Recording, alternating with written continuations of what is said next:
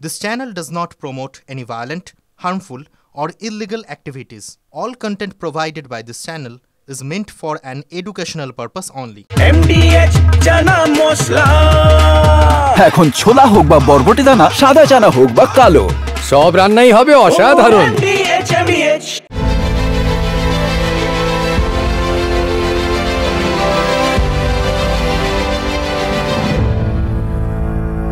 আর এবার নজর রাখতে হচ্ছে টপ 10 ব্রেকিং নিউজের দিকে।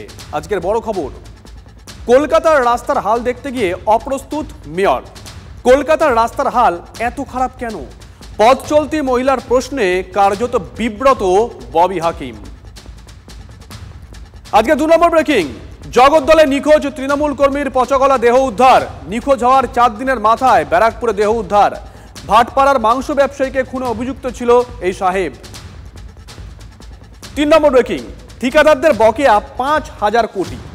জনস্বাস্থ্য কারিগরি দপ্তরের বিরুদ্ধে বড় অভিযোগ, দেওয়ালে পিঠ ঠেকেছে ঠিকাদারদের। রাজ্যের উত্তর থেকে দক্ষিণ একই ছবি।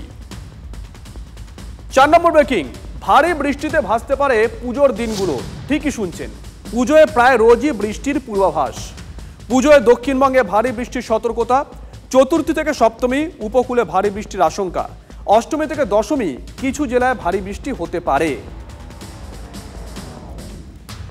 5 নম্বর ব্রেকিং, সঙ্গীত শিল্পী জুবিন গার্গের মৃত্যু। সিঙ্গাপুরে স্কুবা ডাইভিং এর সময় এই অঘটন। সমুদ্রে তলিয়ে যান জুবিন। মৃত্যুকালে বয়স হয়েছিল 52 বছর। 6 নম্বর ব্রেকিং, অক্টোবরের শেষ সপ্তাহেই এসএসসির ফল বেরোতে পারে। বড় খবর যারা চাকরির পরীক্ষা দিয়েছেন তাদের জন্য। নভেম্বরের প্রথম সপ্তাহ থেকে শুরু হতে পারে ইন্টারভিউ, বলছে সূত্র। দ্রুত ফল প্রকাশের চেষ্টা করছে এসএসসি। 7 নম্বর ব্রেকিং, আজকের আরো একটা বড় খবর, চাকরি বিক্রির কালো টাকা সাদা করেছেন মন্ত্রী চন্দ্রনাথ। নতুন আয়কর প্রকল্পের সুযোগ নেন চন্দ্রনাথ। 90 লাখ জরিমানা দিয়ে 2 কোটি কালো টাকা সাদা। নিয়োগ দুর্নীতি মামলায় চার্জশিটে দাবি করেছে ইডি। 8 নম্বর ব্রেকিং, ফের হাইকোর্টের তোপে রাজ্য সরকার। মহিলা পুলিশ অফিসারের ঘুষ চাওয়া নিয়ে মামলা। শোকজে ঘুষ চাওয়ার কথা লেখাই হয়নি। অফিসারের বিরুদ্ধে এফআইআর হয়নি, বিরক্ত হাইকোর্ট। 9 নম্বর ব্রেকিং, আগামীকাল থেকেই পুজো প্যান্ডেলে মুখ্যমন্ত্রী। প্রথম দিন মমতা বন্দ্যোপাধ্যায় যাবেন 3টে পুজোয়। হাতিবাগান সর্বজনীন, টালা প্রত্যয় দিয়ে শুরু। সন্ধ্যা যাবেন শ্রীভূমির পুজোতেও, মানে নর্থ কলকাতাকেই বেছে নিয়েছেন। 10 নম্বর ব্রেকিং, মালদা ভূতনিতে বাঁধ ভাঙা প্লাবন, ঘরে হাঁটু জল। খাট থেকে পড়ে ডুবে মৃত্যু হয়েছে শিশুর। শুধুই জল, পায়ের তলায় মাটি নেই ভূতনিবাসী।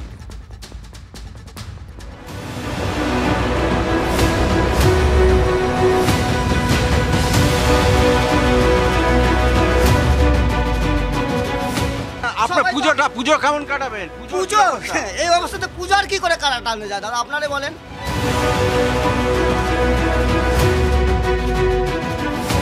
খাবার দাবার কি অবস্থা? খাবার দাবার কোথা পাবো বাবু?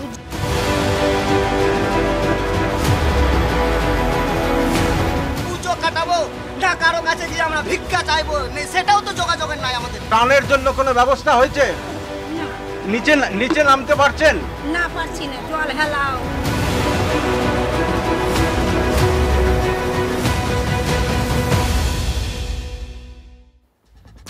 দেখে মনে হচ্ছে এদের পুজো এসছে। আপনার আমার যেমন পুজো এসছে, এদেরও তো পুজো এসছে। জলের আর এক নাম জীবন। সেই জলের বিরুদ্ধেই জীবন যুদ্ধে মালদার ভূতনি। প্রত্যেক দিন আমরা ভূতনির খবর করছি, তার কারণ খবর করার মতোই এখানকার মানুষ কাঁদছেন, হাহাকার করছেন, জলে সাঁতার কাটছেন। এক টুকরো ডাঙা নেই কোথাও পা রাখার মতো, খড়কুটো আঁকড়ে বাঁচতে চাইছেন। চারিদিকে শুধু জল আর জল। মানুষ এখানে এখন উভচর। ঠিকই বলছি, মানুষ এখন এখানে উভচর। একের পর এক বাঁধ ভাঙতেই ডুবেছে ভূতনি। উন্নয়নের বাঁধ ভেঙেছে, দুর্নীতির বাঁধ ভেঙেছে। কিন্তু ডুবে থাকা ভূতনিকে টেনে তুলবে কে? প্রশাসন কি ভাত ঘুমে? সেই ঘুমের ঘোরেই এসেছে বিপদ। বাঁধ ভাঙা বন্যায় ভূতনিতে ফের মৃত্যু, মর্মান্তিক। ঘুমের ঘোরে বিছানা থেকে জলে পড়ে মৃত্যু শিশুর। বুঝতে পারছেন? তার মানে যেখানে তক্তপোষটা ছিল তার তলাতেও জল, ঘর ভর্তি জল। গত 2 দিনে ভূতনিতে বন্যায় 3 জনের মৃত্যু। টিমকে কল করে, কিন্তু এনডিআরএফ টিম আসেনি। না আসার ফলে আমাদের গ্রামবাসীরাই জাল নিয়ে এবং নৌকা নিয়ে এবং সাঁতার কেটে কেটে খোঁজাখুঁজি চালু করার পরে আমরা প্রায় 1 ঘন্টা পরে তার মৃতদেহ পেয়েছি। ইমার্জেন্সির কাজ কি? তাদের পরিবার বিপর্যয়কর বাহিনী তোলেনি, গ্রামবাসীরাই ডুব মেরে ভেতর থেকে উঠিয়েছে। তারপর হচ্ছে যে তার দেহটাকে বাড়ি নিয়ে গেছে, তারপর হচ্ছে ওখান থেকে নৌকা করে নিয়ে এসছে। কেন? রাতের বেলা সাপ কাটতে পারে, ওখানে সব বিষাক্ত সাপ আছে, তাহলে বিপর্যয়কর বাহিনী কি কাজ আছে? যারা অভিযোগ করছেন, অভিযোগ করার ওনারা করবেন, কিন্তু একটা জিনিস মনে রাখতে হবে যে বিপর্যয় টিমকে একটা ফোন করবে, ফোন করা মাত্র উপস্থিত হতে। ওপারে তো রয়েছে বেশ কয়েকটা স্পিড বোট রয়েছে, বিপর্যয় মোকাবিলা সিভিল ডিফেন্স রয়েছে, এনডিআরএফ রয়েছে, কিন্তু তাদেরকে ফোন করে এখানে স্পটে পৌঁছাতে তো কমসে কম 5 মিনিট 10 মিনিট সময় লাগবে।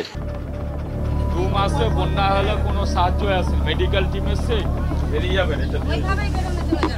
ঘরের মধ্যে জল? হ্যাঁ, ঘরের মধ্যে জল, বারবার বাদ কাটছে, আমাদের কেউ কোনো সাহায্য করে না। আমাদের বাড়িতে একটা ছাত্র আছে, ছাত্রটাকেও নিয়ে যাওয়া হয়নি কালকে স্কুলে পরীক্ষা দেওয়ার জন্য। ও পরীক্ষা দিতে পারলো না? কালকে পরীক্ষা দিতে পারেনি। মানে যেতেই পারলো না? না, যেতে পারলো না। 12টা বেজে গেল, মাস্টারকে ফোন করে বললো, তো মাস্টার বলছে আসতে হবে না, বারণ করে দিল। এখানে কি নৌকা নেই? না, নৌকা আমাদের গ্রামে আসছে না, তো কোনো সাহায্যই নেই আমাদের। নিজের একটা ফুসের ঘর আছে, তো ওই ভাঙা পড়ছে, ও ঘর থেকে এখানে এসে বসে আছি, দেওরের ঘরে আছি আমরা। কেউ কিছু মোটে কোনো কার, কোনো সরকার মেম্বার, তোমার জেলা পরিষদ, কেউ কোনো সাহায্য নাই, কোনো সাহায্য নাই। কোনো ক্রমে এই জানলা দিয়েই আমরা ঘরের ভেতরে ঢুকেছিলাম, যে ঘরটা সম্পূর্ণভাবে জলে ভরা রয়েছে। কোনো ক্রমে একটা জায়গায় চৌকি পাতা আছে, সেই চৌকির মধ্যে গোটা পরিবার একসময় মানে কোনো ক্রমে একসাথে মিলেমিশে জায়গা করে আছে, আর নিচে কেউ কেউ সেই জল বার করার আপ্রাণ মরিয়া চেষ্টা চালাচ্ছে। সবচেয়ে বড় কথা যে এক একজন প্রায় না খেয়ে আছে, তাদের কাছে খাবারটুকু পৌঁছচ্ছে না। বৃদ্ধ যারা যারা অসুস্থ, তাদের কাছে ওষুধটুকু পৌঁছচ্ছে না। শুধু 1 দিন 2 দিন নয়, টানা 2 মাস প্রায় সময় ধরে এরা কিন্তু জলবন্দী। অথচ একের পর এক বাঁধ ভেঙে যাচ্ছে এবং কোনো রকম কোনো হেলদোল নেই। জেলা প্রশাসনই হোক বা সেচ দপ্তর বা জনপ্রতিনিধিদেরও কোনো উদ্যোগ দেখা যাচ্ছে না এই মানুষগুলোকে কিভাবে বাঁচাবে।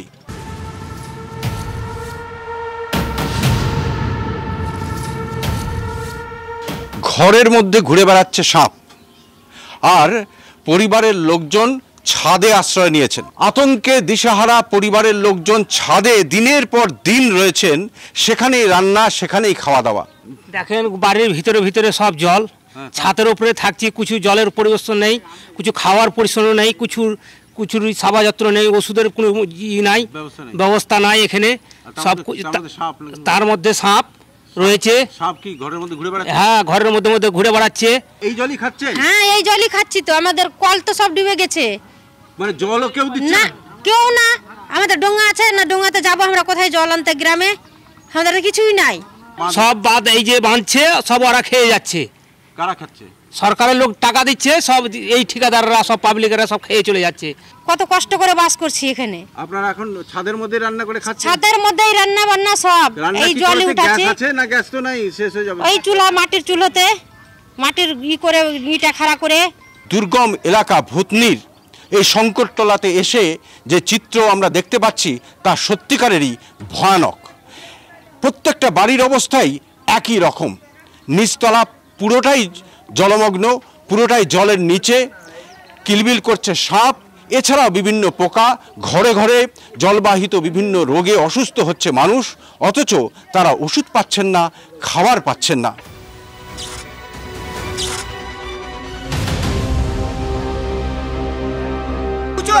এই অবস্থাতে পূজার কি করে কাটানো যায় দাদা? আপনারা বলেন, পূজা কি করে কাটাবো আমরা?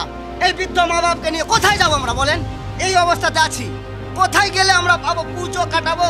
না কারো কাছে গিয়ে আমরা ভিক্ষা চাইবো, সেটাও তো যোগাযোগের নাই আমাদের। কি চলারই তো অবস্থা আমাদের শেষ আছে। বানভাসী ভূতনি। মাস আড়াই আগে ফুলহারের জলের তোড়ে সেদিন বাঁধ ভেঙেছিল ভূতনির চণ্ডীপুরে। জুন মাসে মানিকচকে ভাঙল বাঁধ। 5 মাসেই নতুন বাঁধের দফা রফা। 1,35,00,000 টাকা জলে। একটার পর একটা বাঁধ ভেঙে যাচ্ছে এবং কোটি কোটি টাকা জলে চলে যাচ্ছে।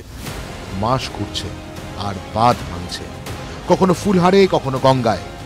দিন কয়েক আগে গঙ্গার জলের তোড়ে রিং বাঁধ ভাঙল রতুয়ায়। রতুয়ায় 2 মাসেই ভাঙল রিং বাঁধ। প্রায় 6 কোটি টাকা জলে। বারবার বাঁধ ভাঙছে কেন?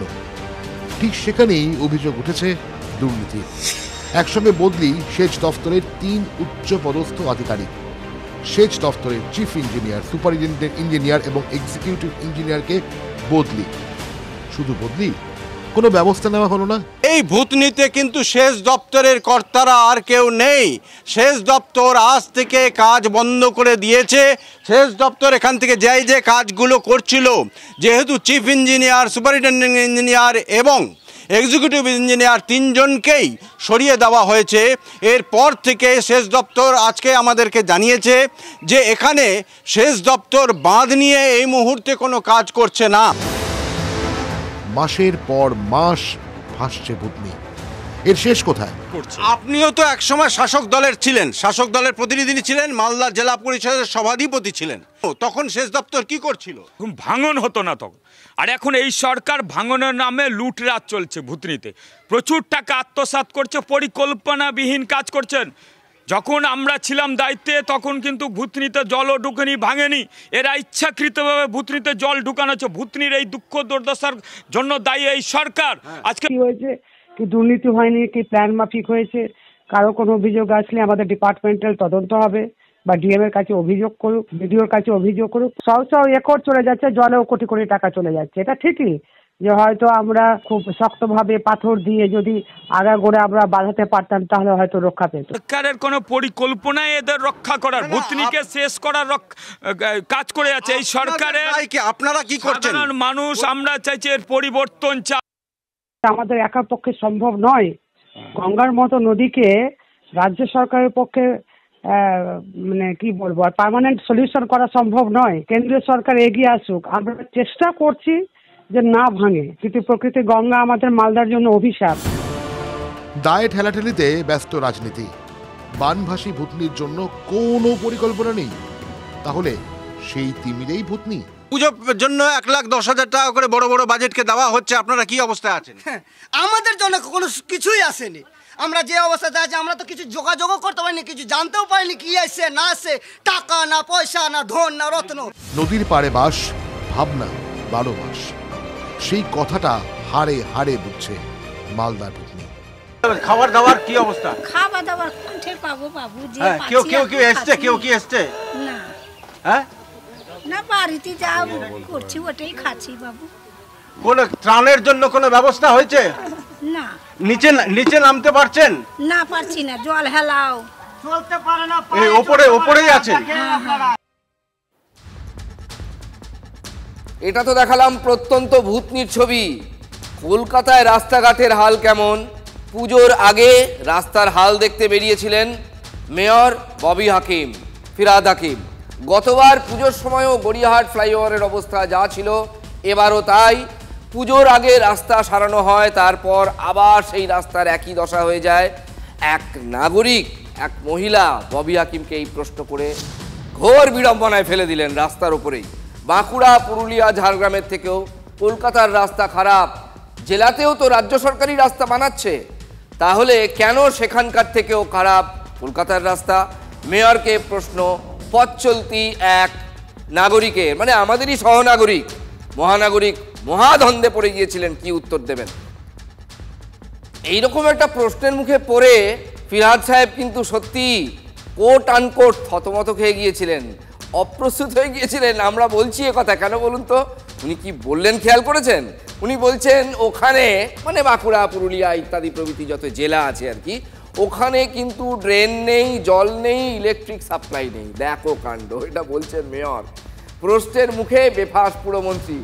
মহিলার প্রশ্নবানের মুখে সাফাই দিতে গিয়ে তিনি কি নিজের সরকারের বিড়ম্বনা বাড়ালেন না? আরে যদি ওগুলো না থাকে তাহলে উন্নয়ন কি হয়েছে জেলায়?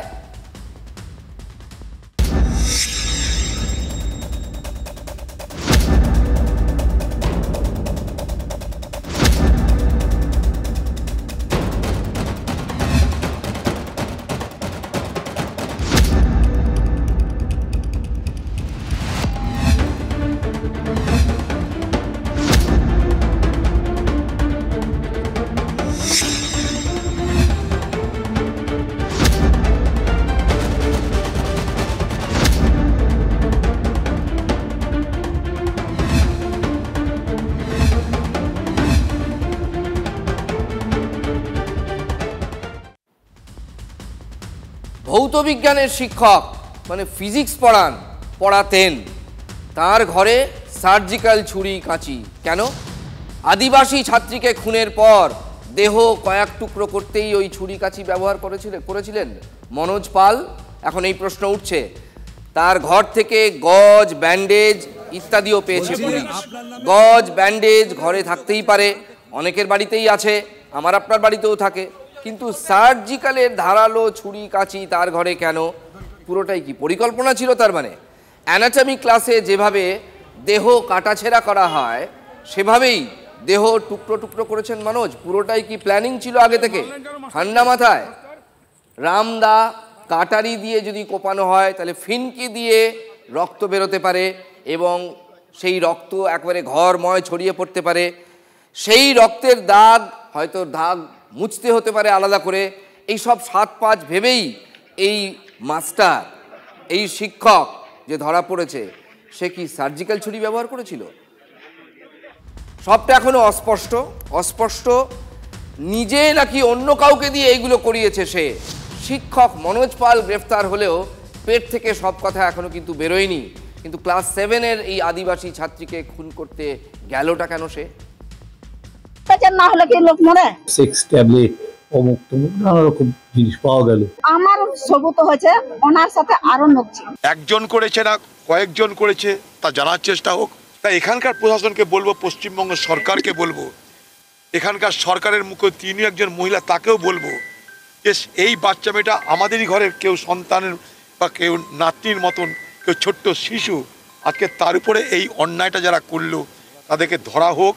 জুলি সাহা বলে একজন যিনি তদন্তের আধিকারিক ছিলেন, যে পুলিশ এলেন, পুলিশ দেখলেন, পুলিশ ভেতর ঘরে ঢুকলেন, তিনি তদন্তকারী অবশ্যই, অথচ মানে তিনি কিছু খুঁজে পেলেন না। তিনি যথাযথভাবে সেই তদন্তের কাজটা করেননি, যার জন্য আমি ওখানে বসেই তাদের ঘরে বসেই আমি এসপি সাহেবের কাছে তাদের এই কমপ্লেন যেটা সেটা আমি ফোন করেছিলাম। তো উনি তাকে ক্লোজ করে দিয়েছেন। একটা দরিদ্র আদিবাসী পরিবারের একটা ছোট্ট মেয়ে, তার ছবিটা আমার কাছে আছে। সেই সুন্দর মেয়েটাকে এভাবে নৃশংসভাবে খুন হতে হলো। যারা খুন করলো তাদের দৃষ্টান্তমূলক শাস্তি না হলে তার আত্মা শান্তি পাবে না। দেখুন, তদন্তের শুরুতেই যে গাফিলতি ছিল এটা এখন দিনের আলোর মতো স্পষ্ট হয়ে গেছে। আপনারাও বুঝতে পারছেন, তদন্তকারী অফিসার শিক্ষকের ঘরে ঢুকে কিছুই পেলেন না মানে শুরুতে, অথচ সেই ঘর থেকেই সেক্স ট্যাবলেট, যৌন উত্তেজনা বাড়ায় এমন ট্যাবলেট উদ্ধার হচ্ছে। এটা তো পুলিশের গাফিলতি বলতেই হবে। পুলিশের এই গাফিলতি দেখেই কি ওই ছাত্রীর পরিবার সিবিআই চাইছে? প্লাস্টিকে দলা পাকানো দেহাংশ যে তাদের মেয়েরই, এই পরিবার সেটাই এখনো নিশ্চিত হতে পারছে না।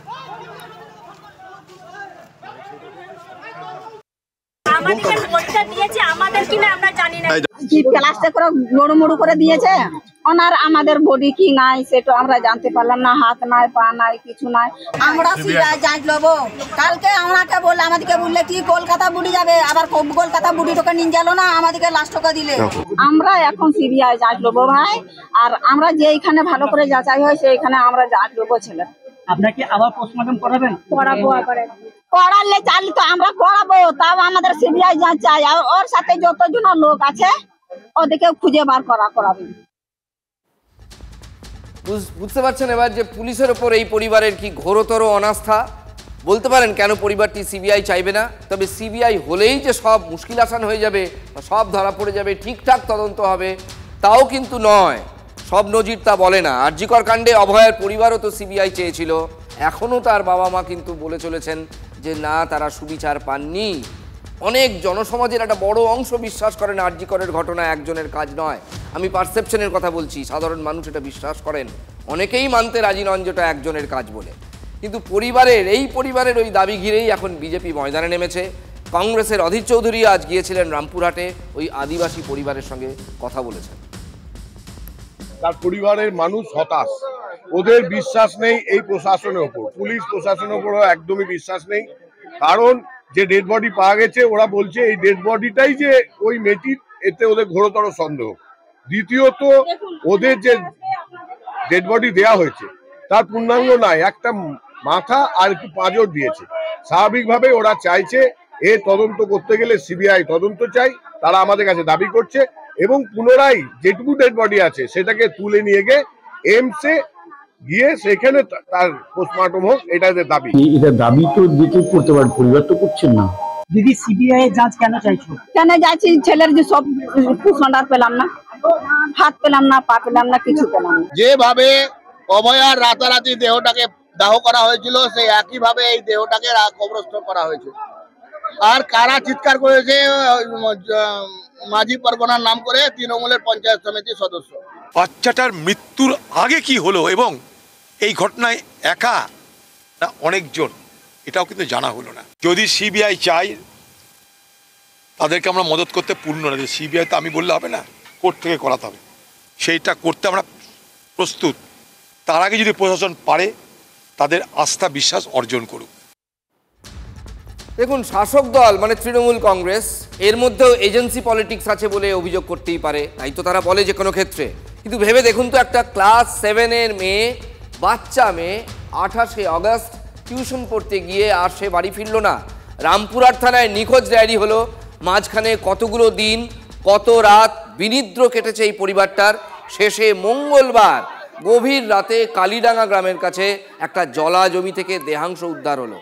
মানতে হবে পুলিশ সক্রিয় ছিল। এটা যদি কোনো প্রভাবশালী পরিবারের ঘটনা হতো তাহলে পুলিশ কি এতটা, যাকে ল্যাকাডেইজিক্যাল অ্যাটিটিউড বলে, গা ছাড়া মনোভাব দেখাতে পারতো? এই পুলিশের ওপর আস্থা কে দেখাবে? পুলিশ মন্ত্রী নিজেও কি পূর্ণ আস্থা দেখাতে পারবেন? এই ঘটনাই তো আমরা দেখাচ্ছি। পুলিশ মন্ত্রী নিজেও কি তার পুলিশের ওপর আস্থা দেখাতে পারবেন তদন্ত নিয়ে? কত বড় এরিয়া ওটা, আগুনে ঘি পড়েছে ওই মাস্টার নিজে তৃণমূল করায়, তার জন্যই পুলিশের আরো ঢিলেমি, এই প্রশ্ন উঠছে। মাস্টারকে এর আগে যখন গ্রামবাসী ঘিরে রেখেছিল, তৃণমূলের নেতারা কি তাকে ছাড়িয়েছে, এবং যে মাস্টার সেও তৃণমূলের নেতা। তৃণমূলের নেতা ছাড়া এমন কাজ তাকে করতে পারবে না। রিসেন্টলি কাজল শেখের ভাইপোর নামেও একটি অভিযোগ উঠেছিল যে কাজল শেখের ভাইপো সে নাকি একটি ঘটনায় জড়িত, অভিযোগ উঠেছে, আমি জানি না, এবং সেটা ধামাচাপা দেওয়া হয়েছে। একটা বাচ্চা আদিবাসী পরিবারের মেয়ে, তাকে 5-7 টুকরো করে এতদিন পর ধরা পড়ছে। গ্রামের মানুষের প্রতিবাদের চাপে পুলিশ সক্রিয় হয়েছে। লাস্ট কয়েক মাসে বীরভূম জেলাতে 3 থেকে 4টি মেয়ে নিখোঁজ হয়েছে। তাদের অভিযোগ হচ্ছে সাধারণ মানুষের যে তারা রেপ অ্যান্ড মার্ডার হয়েছে। বাংলার মুখ্যমন্ত্রী তাদের কোনো মন্তব্য শুনেছেন, বক্তব্য শুনেছেন? না। সঙ্গে রাজনীতির কোনো সম্পর্ক নেই, আইন শৃঙ্খলার কোনো সম্পর্ক নেই, ব্যক্তিগত বিকৃতি। যুগে যুগে আমরা এই ধরনের খারাপ ঘটনা, এটা মানুষের বিকৃতি, আপনি কি করবেন? প্রাথমিক নিয়োগ দুর্নীতি তদন্তে মুরারই 2 নম্বর ব্লকে পাইকর সহ কৃষি অধিকর্তার অফিসে হানা ইডির। প্রায় 7 ঘন্টা পর একাধিক নথি নিয়ে কৃষি অধিকর্তার দপ্তর ছাড়েন আধিকারিকরা। মন্ত্রী চন্দ্রনাথ সিনহার বয়ান মিলিয়ে তথ্য সংগ্রহে তল্লাশি অভিযান বলে সূত্রের খবর। ব্যাংক জালিয়াতির অভিযোগ, বনগাঁর পাইকপাড়া থেকে এক মহিলাকে গ্রেপ্তার সিবিআই এর। 2012 সালে ব্যাংক জালিয়াতি মামলায় বনগাঁ পাইকপাড়ার বাসিন্দা অলোক দাসের স্ত্রী পাপিয়া দাসের নামে ওয়ারেন্টি জারি হয়। শুক্রবার সকালে বনগাঁ থানায় পৌঁছয় সিবিআইয়ের একটি দল। পাইকপাড়ার বাড়ি থেকে গ্রেপ্তার পাপিয়া দাস। যদি এমবিএচ কিচেন কিং কিচেনে থাকি তো আমরা যা ইচ্ছে তৈরি করতে পারি। বেগুনের ভর্তা, আলু কপি, ভিন্ডি মশলা, আরো অনেক কিছু। MBH